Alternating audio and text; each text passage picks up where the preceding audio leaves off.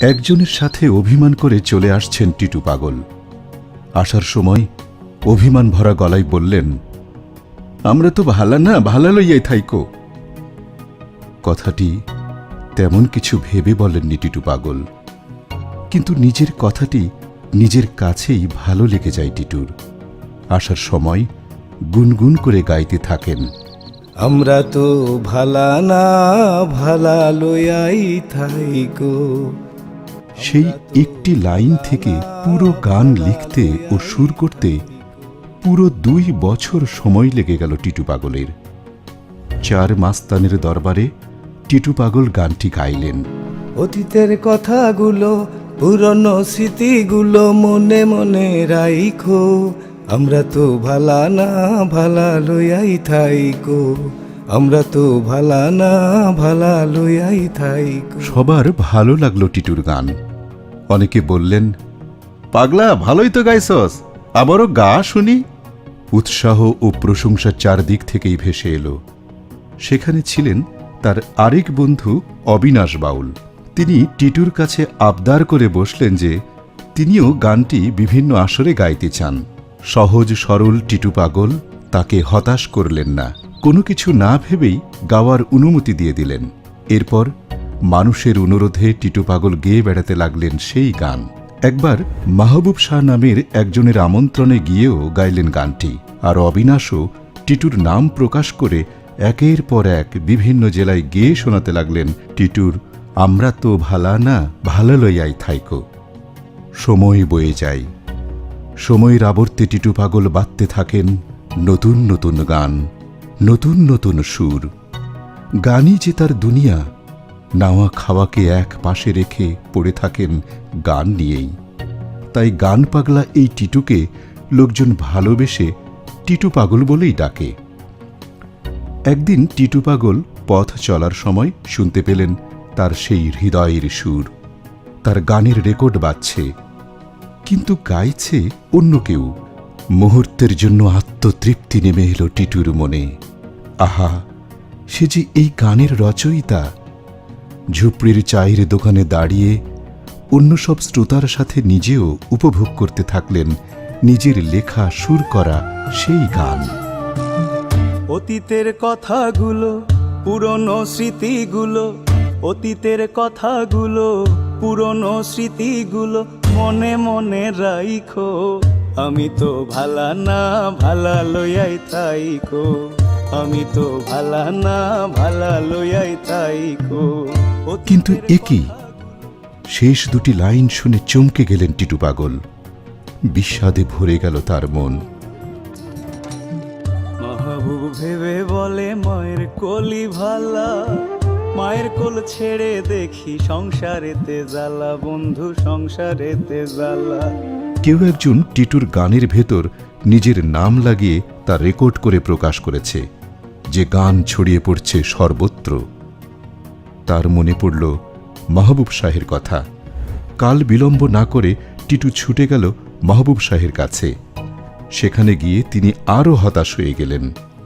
খবর পেলেন গানটি গেয়েছেন আরেকজন গায়ক, আর প্রকাশ করেছে স্বনামধন্য এক অডিও প্রযোজনা প্রতিষ্ঠান। গানের কোথাও নেই টিটু পাগলের নাম। সুরকার গীতিকার হিসেবে আছে মাহবুব শাহের নাম। দু একটি শব্দ যোগ করে এই গান তার নিজের নামে চালিয়ে দিয়েছেন মাহবুব শাহ। সে দৃঢ় কণ্ঠে বললেন, আমি কি জানি, পারলে শিল্পীর নামে মামলা কর। সেখান থেকে চলে এলেন গান পাগলা টিটু। তিনি এসবের কিছুতেই গেলেন না, কারণ গান যে তার আবেগ, তার ভাবের দুনিয়া। ছুটে গেলেন সেই অডিও প্রযোজনা প্রতিষ্ঠানে। তারাও সাপ জানিয়ে দিল তারা গীতিকার সুরকার হিসেবে মাহবুব শাহের সাথে চুক্তি করেই গানটি প্রকাশ করেছে। তাদের কিছুই করার নেই। হতাশায় ভরে গেল টিটু পাগলের মন। এদিকে সময় আরও গড়িয়ে যায়। ওই গায়কের কণ্ঠে গানটি ছড়িয়ে পড়ে এবং দেশের আনাচে কানাচে সবার মাঝে জনপ্রিয় হয়ে ওঠে। টিটু হয়তো এত কিছুর পরও ভালো থাকতে পারতেন, কিন্তু ভালো থাকতে পারছিলেন না তার গর্ভধারিণী মা। তার ছেলের গানটি গেয়ে বেড়াচ্ছে অন্য এক গায়ক, অথচ তার ছেলের তাতে কোনো নাম নেই। মায়ের মন তা মানতে পারে না। তার মনে কি গোপন কোনো অভিমান জমে উঠেছিল, যা তাকে বেশি দিন বয়ে বেড়াতে হয়নি আর? হয়তো এই অভিমান বুকে নিয়েই তিনি পাড়ি জমিয়েছিলেন না ফেরার দেশে। যাদের কাছে বারবার ঘুরেও তিনি নিজের ছেলের জন্য ন্যায় বিচার পাননি, তাদের তিনি বলেছিলেন কি, আমরা তো ভালা না, ভালা লইয়াই থাইকো। প্রাণপ্রিয় মায়ের মৃত্যুর পর আর দমে থাকেননি টিটু পাগল। টিটু পাগল নিজের নামের সার্থকতা কাজে লাগিয়ে মাহবুব শাহের সেই কথা, পারলে শিল্পীর নামে মামলা কর, মনে করে এইবার মাঠে নামলেন, হাঁটলেন সঠিক পথে। মামলা নয়, নিজের গানের কপিরাইটের জন্য বাংলাদেশ কপিরাইট অফিসে আবেদন জানালেন তিনি। যেহেতু এই গানটি ইতিমধ্যে ইউটিউব ও সামাজিক যোগাযোগ মাধ্যমে আছে, সেহেতু বিষয়টি জটিল। তাই টিটু ও পরিবেশনা প্রতিষ্ঠান কর্তৃপক্ষকে কপিরাইট অফিসে শুনানির জন্য ডাকা হয়। শুনানিতে এসে পরিবেশনা প্রতিষ্ঠান জানান, তাদের সাথে গীতিকার সুরকার হিসেবে মাহবুব শাহের চুক্তি হয়েছে, টিটুর সাথে নয়। এরপর মাহবুব শাহ ও গায়ককে শুনানির জন্য ডাকা হয়। গায়ক উপস্থিত হলেও মাহবুব শাহকে অনেকবার ডেকেও পাওয়া যায়নি। ফলে বিষয়টি দীর্ঘদিন ঝুলেছিল। এর মাঝে কিছু জাতীয় দৈনিক ও টেলিভিশন চ্যানেলে এই গানটির বিতর্কের বিষয় তুলে প্রতিবেদন প্রকাশ হয় যে এই গানের আসল রচয়িতা কে সেই বিষয়টি নিয়ে।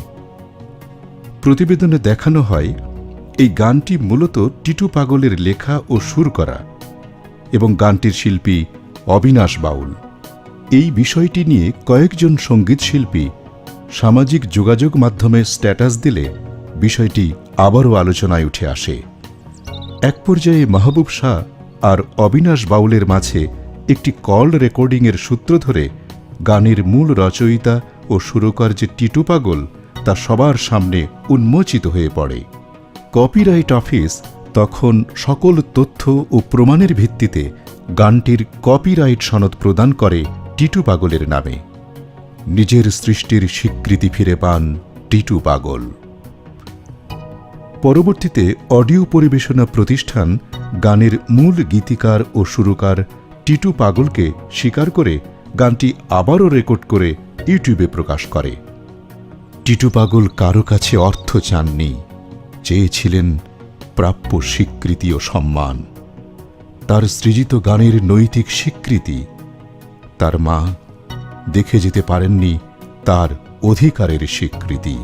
পল্লী গায়ে বেড়ে ওঠা শিল্পীর অজান্তেই হয়তো তার মুখে মুখে বাঁধা কোনো গান অন্য কেউ প্রকাশ করে আয় করছে লাখ লাখ টাকা, কিন্তু মূল গীতিকার সুরকার থেকে যাচ্ছেন আড়ালে, পাচ্ছেন না তাদের ন্যায্য সম্মানটুকুও।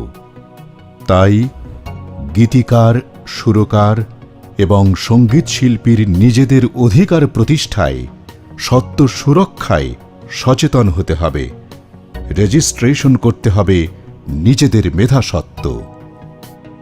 তাই বলছি, কপিরাইট রেজিস্ট্রেশন করুন, মেধা সম্পদ সংরক্ষণ করুন।